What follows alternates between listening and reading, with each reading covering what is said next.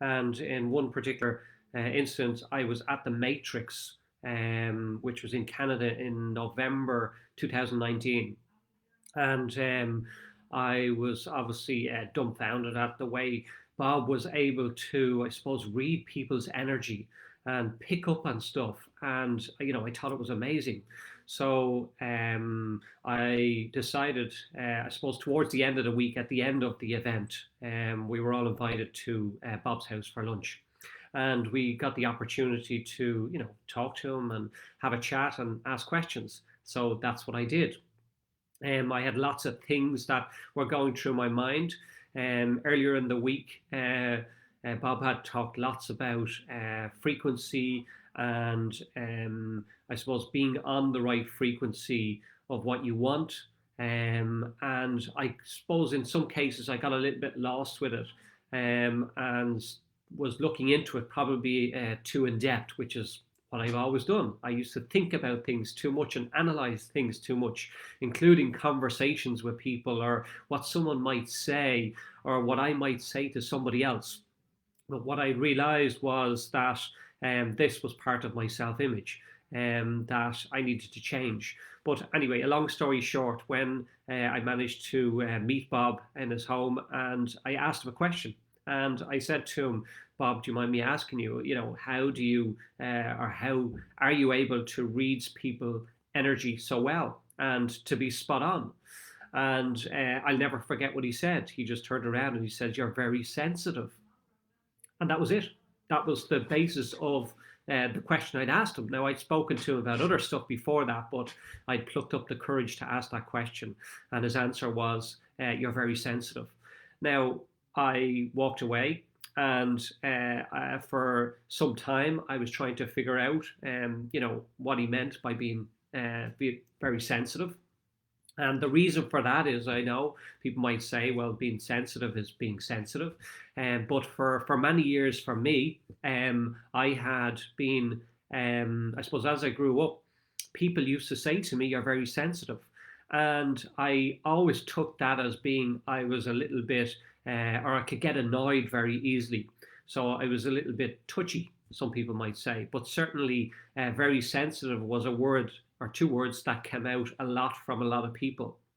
So I had almost had the train of thought that that's what Bob was saying to me.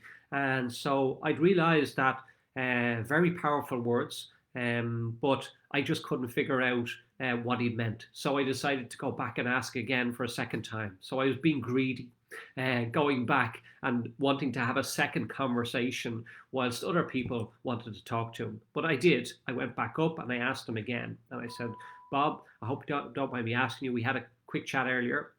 And I said, you mentioned that I was very sensitive. I said, is there any chance you could elaborate more on that? And he turned around and he said to me, listen to yourself. And I went, okay, great, thank you. And I walked away. And now I was even more confused than what I was the first time. So a short time later, we got on the bus, we went back to the hotel. And for at least 2 or 3 hours, I had spent in the hotel trying to figure it all out, trying to piece together what Bob had said. You are very sensitive and listen to yourself. And then all of a sudden, after these couple, 2 or 3 hours, a light bulb went on. And it was like, boom, oh my God, I know what he's talking about. And I had realized that I had mixed up being very sensitive for a long time, for many, many years, probably 25, 27 years, maybe even longer. And that what he was explaining to me was that it was my intuition, that I was able to pick up on other people's energy, but I just didn't realize what it was. Now, as I said, I nearly fell off the bed when it dawned on me, and I'd realized because I was able to reflect back for many, many years of different conversations I had with people, different things that I had picked up, and I hadn't allowed myself to adapt that, or I hadn't allowed myself to listen to myself. And the reason for that was because I was too busy. I was somebody that had a business. I worked 18 hours a day. I worked round the clock, and Some people used to say to me, "Smile, Barry," and that came into my head at that particular instance in Canada in that hotel room, because I remember, when I was as young as maybe 17 or 18, and people saying to me, "Smile, Barry, smile." I remember being in a disco one night and standing there with a pint of lager in my hand, and a lady said to me, "Ah, go on, smile." And all of this came back to me in the hotel. And what I had realized was that I must have looked miserable. I must have been miserable for all them years. But why? Because I was stuck in thought. I was constantly thinking about other people. I wasn't thinking about myself. I was thinking about what others say, what I should have said, what I might say, what I maybe will say, or what I won't say. And as a result of that, I created a bad self image. But in that particular instance, on that particular day, on Saturday in November 19, whilst in the hotel, and after reflecting on everything Bob had said to me and his words of wisdom, I had realized that that's what was the problem. It was me. It wasn't everybody else. And I realized also that we go around blaming others, but whatever is going on in your life is a direct reflection of what's going on internally. And this had all come to pass. Bob had made me realize that things that I was picking up with people in conversations, I wasn't listening to them. Why? Because I was too busy. I wasn't listening to other people, what they would say. And then, of course, I would say other things to people and not even be aware of how or what I had said or how it may have affected them. But I can tell you now, from that time in November 19 to now, it's completely changed my life. And the reason for that is because I started to listen. I started to listen to what other people were saying. I started to pick up what other people were feeling.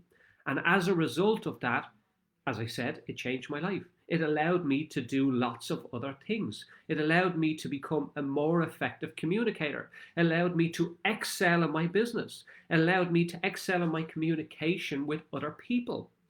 And of course, it made a dramatic difference in my life and the life of others, purely for me asking a simple question for something that had almost, I suppose, hounded me for all of my life.